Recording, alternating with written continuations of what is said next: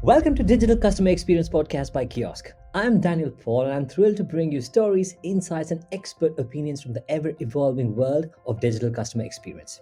Today, we have an excellent guest.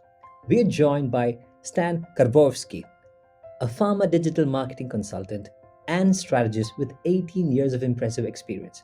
Stan has led global initiatives, delivering 100 plus marketing campaigns and working with over 50 marketing agencies. Now, he runs his own consulting business, helping pharma companies navigate the digital landscape. Stan isn't just a marketing guru, he's also a PhD in applied linguistics. And guess what? He's a personal development enthusiast and a nature lover. Stan, we are thrilled to have you here to share your journey and insights. Welcome. Hello, Danny. Thank you for having me. I'm really glad to join your podcast. Perfect. Thank you so much, Stan. I really love the experiences and the differences and the varieties that you have in your profession. But I want to know Stan a little bit more outside of the consulting realm. Who is Stan outside of the marketing and consulting realm? Well, the things you may not know about me, which are maybe interesting to some of you, is that I love nature, as you say, and I love collecting mushrooms. That's a very peculiar hobby, but I really adore that. And now I must say that in the past, actually, before I became a digital marketeer, I wanted to become a scientist. I did the PhD in applied linguistics, as you say, and even worked at the university for quite a few years.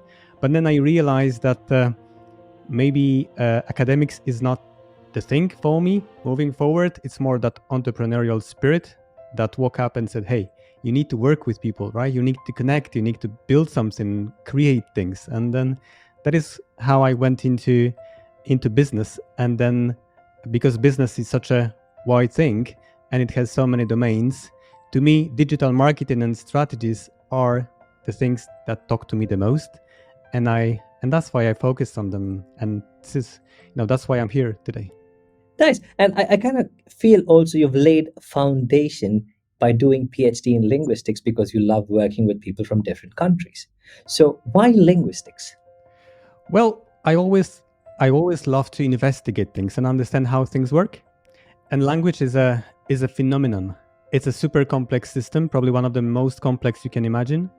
And then because I had the chance to connect it with neuroscience as well and look at language from neurobiology perspective and how our brain acts and behaves when we produce language, when we consume, etc., then that was exceptionally interesting to me because, I learned a lot about myself, about others, and how people basically function. So that is why I went into linguistics. And I need to say, Danny, it's still in me. Yeah, I'm a little bit curious because you are you have a PhD in linguistics. How many languages do you speak? I speak 3 languages fluently and 1 on the communicative level. Nice. And because we're on the same path now, language people, because you've worked with people from different marketing agencies, so who is the most fun to work with? When I mean who, people from which countries are most fun to work with? People from which countries are really creative? People from which countries are like, something that you don't expect from them? Can you give us a little bit of your experience with working with people? Danny, I love the question. I really love the question. I did indeed work with multiple representatives of multiple countries. And every country and every person has their own kind of mindset, spirit, if you like, mentality, experience, and how they react to things, how they communicate, and how they emotionally even interact with you. And for example, I've always liked working with colleagues from Spain or Italy because they're very emotional. They're very open, transparent. It's really fun. It's super fun. So as you say, I would say that those guys are like tremendous in that aspect. Not only them, but that's very outstanding. Then you mentioned creativity. Yeah. And I noticed that people I've worked with that come from Turkey are extremely creative. Those guys always found solutions to things that were thought that are not solvable, for example, but they always did something interesting, like have different type of kind of problem solving, etc. So that was really interesting. I think the biggest surprise to me throughout my career was working with people from the Nordics, Norway, Sweden, Denmark, and Finland. because they are very different from in terms of how they can interact with others. They're a Yeah. lot more calm, and uh, but they're super professional, and they are people that you can count on. Whatever they say, they're gonna do that. So we can feel extremely confident and comfortable that whatever you do with them, it's gonna end up with some sort of a success. It's only a matter whether it's smaller or bigger.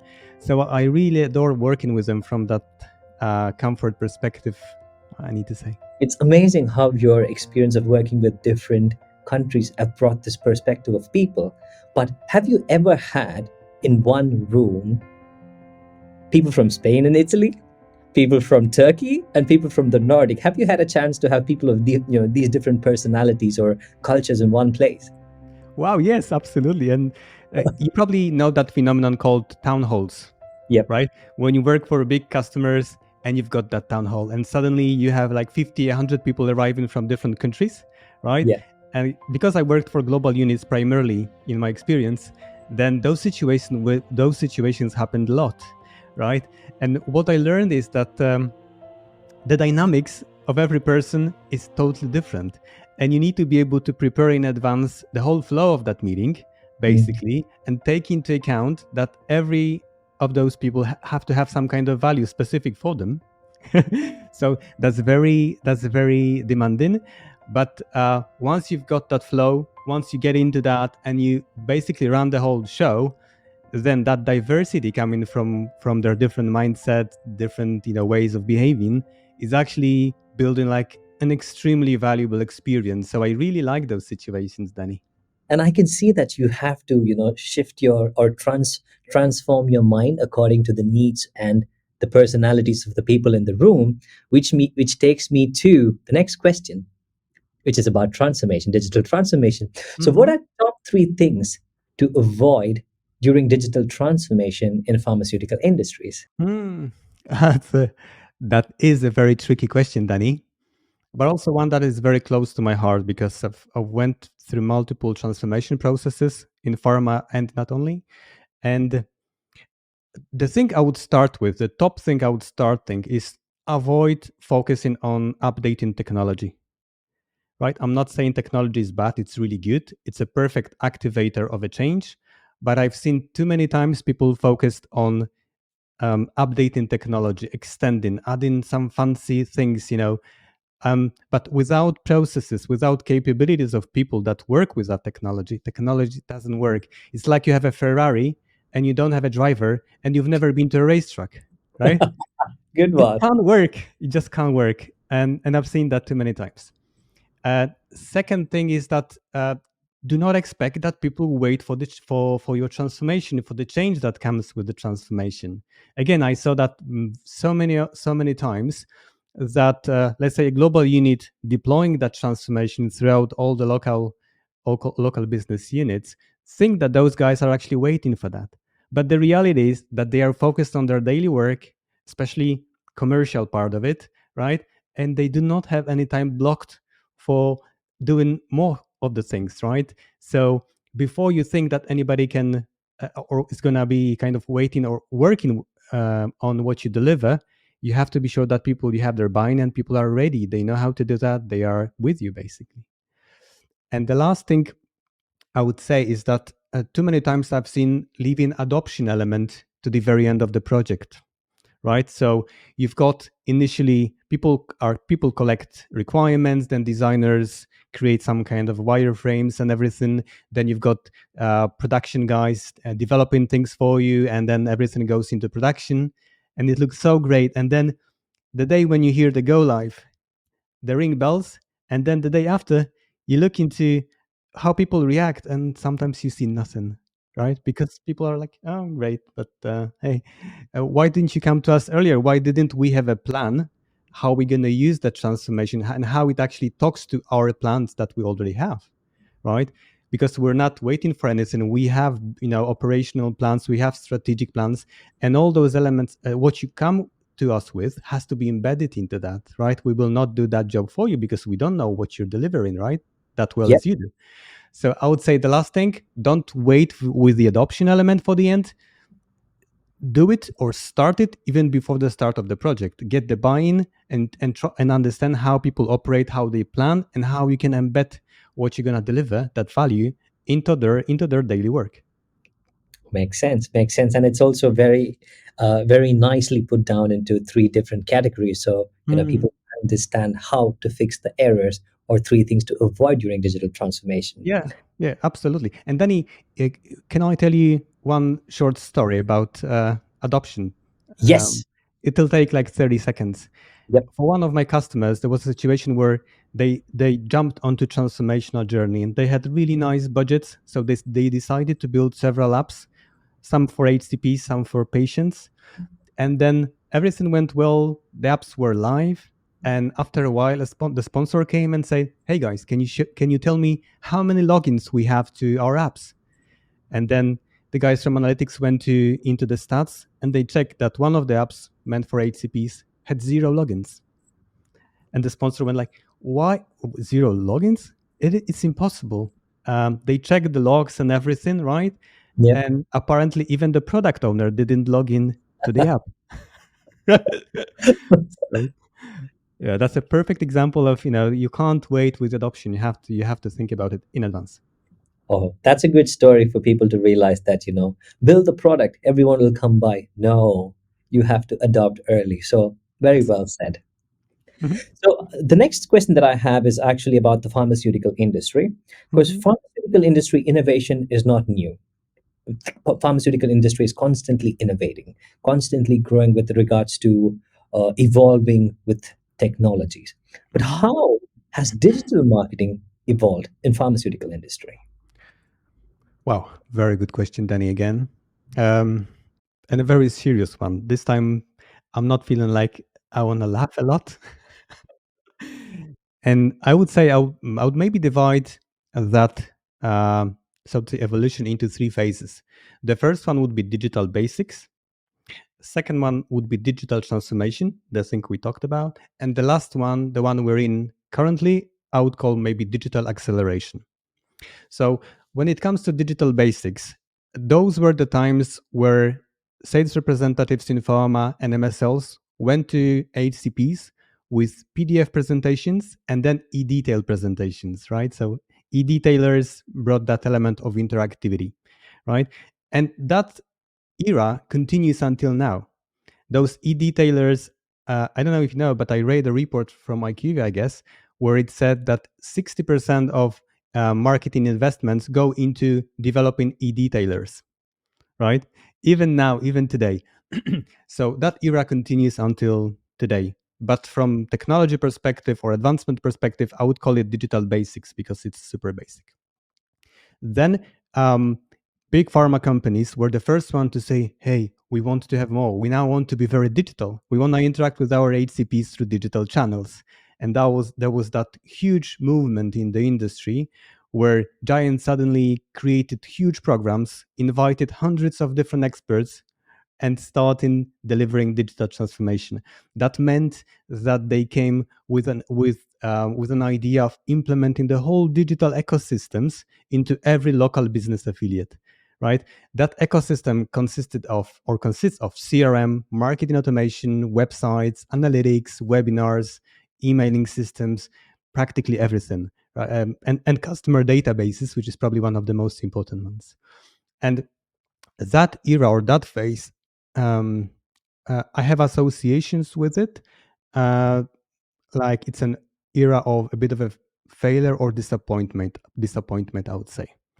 Unfortunately, what I noticed and what what we faced in the industry is that those programs were delivered in a very waterfall type manner from project management perspective. So the program lasted for a year or longer, and before we arrived at a moment where we could deploy things, the situation in the market has changed and the adoption element wasn't ready. So the success of those transformations was very limited, I would say. And that brought us to another phase, which I would call digital acceleration. And these days, just open LinkedIn and uh, there's going to be a question to you, Danny.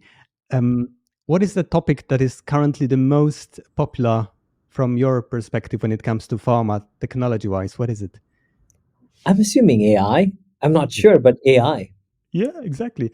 Well, I mean, every day I open LinkedIn, at least one post talks about the AI, right? And it's great. But on the other hand, I see that this is very, very high level. And I very rarely see that providers of those AI solutions have very specific micro use cases that can be implemented in a pharma company, right? We need to remember that, that this is an industry where regulations are super strict, first of all, where the ways of working is still quite traditional, I must say, right? So you can't just come and say, hey, I've got a fancy tool. Now, if you implement it, something will change, right? That never happens. But so today we've got AI, we've got personalization, we've got omnichannel, and I already expect that omnichannel soon will evolve into something else, right? It came from multi-channel into omnichannel, and now let's see what's gonna be the next buzzword, if I can Mhm. call it that way. Yeah.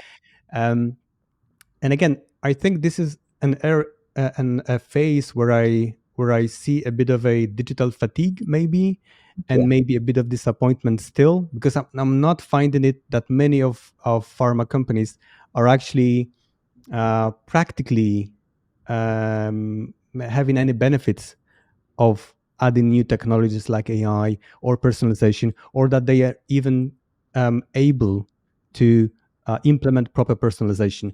I see that there are companies that are struggling with this. There are companies that are making bold moves and they're going in the right direction, but it's a journey. So I would say digital acceleration is something we're in now. It's gonna evolve, and let's see where we go with this, where we end up. Yeah. Yeah. One question or big doubt that I have is, you said omnichannel, you said Mhm. AI, you said many digital tools. They are constantly evolving, they are constantly being introduced into the pharmaceutical industry, and you said they necessarily need not work. In order for them to work, what needs to be done? Well, whoa. Very nice. Danny, to answer your question, can I give you an analogy, please? Yep.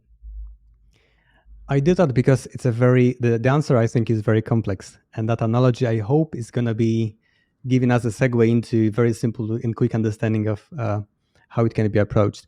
So imagine you have a grand orchestra. Yep. Let's call it pharma music, Yep. right?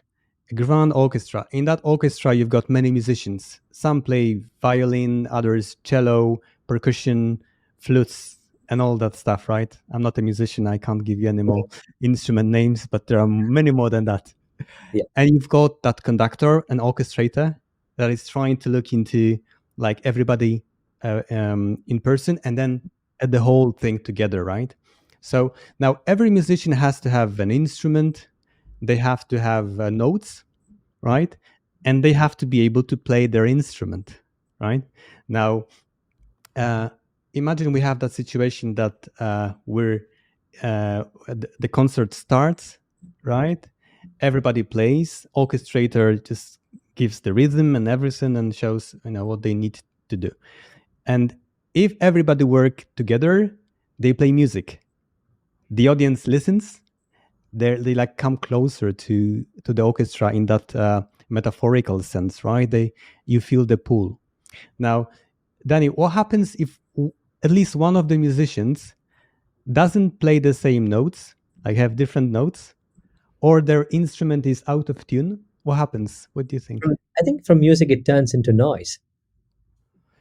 It turns into noise. I love your answer. I love your answer. And I think that's what unfortunately quite often happens in pharma companies when it comes to omnichannel implementation. Because those musicians, to me, stand for individual departments, right? Medical affairs, commercial department, marketing, digital, even IT, pharmacovigilance, compliance. They all need to, in a way, play together the same song, the same notes. And to me, those notes are content, right? It's content. If they have the same content, they go to the customer with the same content, then the customer knows. It's simple and it's easy and it's consistent. Consistent as a keyword, I would say here. Yep. Now, also, if they know how to play, meaning that they have capabilities, right? Then the experience of the customer is a lot better. If they didn't know that, and also if they have the right instrument and the instrument is in tune, right? That to me is an analogy to all those digital tools we have, marketing automation, CRMs, and websites and everything, right? If those instruments are in tune, right, then again, customer experience is a lot better, right? Yeah. So to me, in order for omnichannel to work, you have to, first of all, align everybody. And that's probably the biggest, the most difficult, yet the most important element of omnichannel implementation, I would say. Um, then I would say when you have that alignment, you need to think about how to pull customers into your experience that you want to deliver, right? Forget about pushing things to customers like another emails, webinars on product related information, right? I'm not sure that HCPs are interested in that. I actually read a report recently where it said that when you have a new treatment, HCPs are interested in three things the most. The first one is clinical data on efficacy. Then you have clinical data on safety, and then comparison of that treatment method with current treatment methods. Not product to product, it's not a head-to-head comparison, but treatment options, right? And what pharma companies focus on? They focus on comparing their product with another product, right? They focus on providing experts' opinion. An expert's opinion in that report came 10th only. Can you imagine? It's only 10th. Peer opinion came only 12th, right? And again, that's what pharma companies think is super important. So they're trying to bring together ACP so that they can exchange. And all those elements are important. But if you don't listen well enough to the customer, then you're delivering things that maybe do not matter the most for them, right? And I guess maybe we have in pharma we have to think a lot more about pull, a lot more about inbound compared to outbound and push. And the last element I would say is about measuring your success and then optimizing. I see a lot of vanity, so-called vanity measures that farmers focus on. For example, impressions from impressions from banners or displays, right? That don't really talk about customer satisfaction, right? They don't talk about how customer converts, right? So I would say that focus on what you want to measure, and think about very creative way of connecting patient experience with HCP's experience and measure through that. What I mean by that, there's an interesting KPI I've heard of recently, which I really love, and it's called number of patients cured. Mm. Right? So if you measure success of your product through how many patients have been cured with your product, and then backwards from that you can count prescriptions, and from prescriptions you can count all the interactions you've done to achieve that, right? You've got a perfect way to measure, the success of your product launch, right? And you're very close to the mission of the company. You're very close to the patient centricity aspect, which should be the core of it. Thank you for breaking it down really well, because I actually went into a musical orchestra into Austria by your story. I was there. And Wow. then when I came out, I was wearing a lab coat as a pharmaceutical, pharmaceutical expert, because the analogy that you gave with music and connecting that to how people, gauge the need of a platform or need of a service or need of a specific channel comes down to the result produced. So that was beautifully explained. Thank you very much, Stan, for that. I'm really happy you like that. Perfect. Yep. So we're coming pretty much close to the end of our podcast, but there's a couple of things that I want to ask you before we wind up. So, Sure. how crucial is change management in the context of digital transformation within pharmaceutical industry? Wow, that's a killer question, Danny. You know that. Um, can I give you a short story, Yes. personal story? So I, in the past, I worked for a customer. It was big pharma. Let's call it Pharma X. And then Pharma X decided to jump on a digital transformation journey. They secured budgets. They had brilliant brains brought to the program. Everything went well. I was actually one of the guys that was globally leading implementation of the transformation in local business units. And I did that for probably around 20 different local business units across the whole globe. I was really proud of doing that. We're delivering the whole digital ecosystem, processes, trainings, and everything. So it was, I mean, a brilliant experience. I was working with multiple countries, all those meetings where you have people from, I don't know, four Nordic countries or everybody together, like, Spain, Italy, France, and UK, those mixes. I really love those interactions and that diversity. Uh, and then I was offered uh, an opportunity to join one of the local business units and lead their digital marketing efforts, manage their digital marketing efforts. So I first delivered to them the whole solution, the whole transformation as a delivery lead, so let's call it. And then I was supposed to use that. The whole value that I brought to them was supposed to be used basically in practice. And then how surprised I was when I realized that, first of all, nobody was really waiting for that, as I said before. Nobody was like, anticipating, yeah, it's coming. So now we're going to change the ways of working, right? Everybody continued their ways of working. How surprised I was that the trainings delivered were not sufficient. They weren't practical enough, that the process we had were too high level, and basically that it didn't land. So what I had to do is spend several months drafting processes for emailing, for how to CRM needs to be used, marketing automation, how to build analytical reports for campaigns, and all that stuff.